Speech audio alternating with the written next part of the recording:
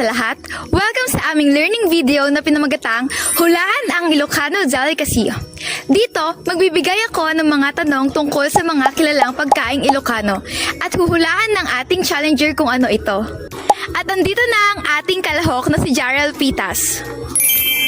Alright! Simulan na natin ang ating unang round.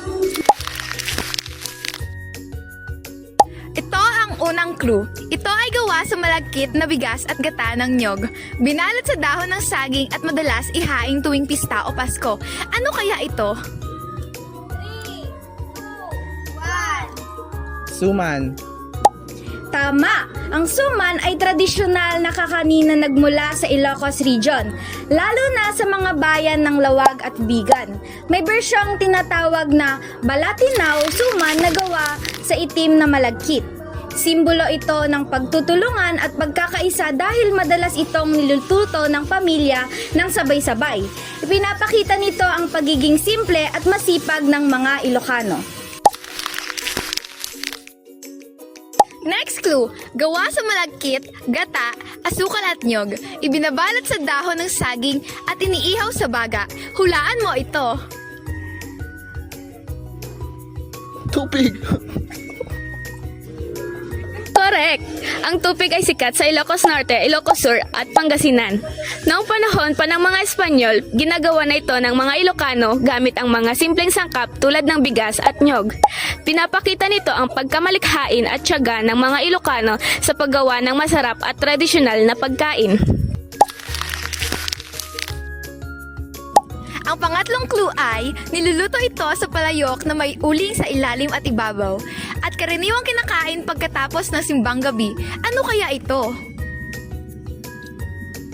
Bibingka? Tama! Ang bibingka ay isa sa mga pinakatradisyonal na kakanin tuwing Kapaskuhan. Nagsimula ito noong panahon ng mga Espanyol at hanggang ngayon ay simbolo ng pananampalataya, pamilya at tradisyon. Sa Ilocos niluluto ito gamit ang galapong at gata at nilalagyan ng keso o nyog sa ibabaw. Next, matamis, gawa sa malagkit, gata at asukal. At nilalagyan ng latik sa ibabaw. Ano kaya ito? Biko. Tama ka! Ang biko ay paboritong kakanin ng mga Ilocano at Pilipino. Ginagawa ito tuwing pista, kaarawan o araw ng mga patay bilang alay sa mga ninuno. Simbolo ito ng pasasalamat, kasaganahan at pagkakaisa sa bawat pamilya. Last round, kulay kahel, crispy at may palamang itlog, longganisa at papaya. Ano kaya ito? Empanada. Tama, ang vegan empanada ay nagmula sa Ilocos Sur at may halong Spanish influence.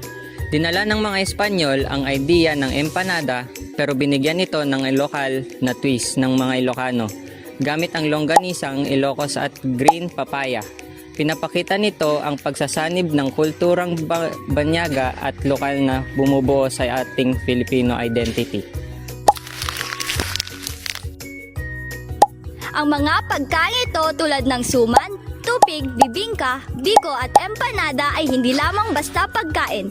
Ito ay bahagi ng ating intangible cultural heritage dahil ipinapasa ito mula sa ating mga ninuno hanggang sa kasalukuyan. Makikita rin ang mga ito sa mga museo, tulad ng Museo Ilocos Norte at Padre Burgos Museum, na patuloy na nagpapaalala ng ating mayamang kultura.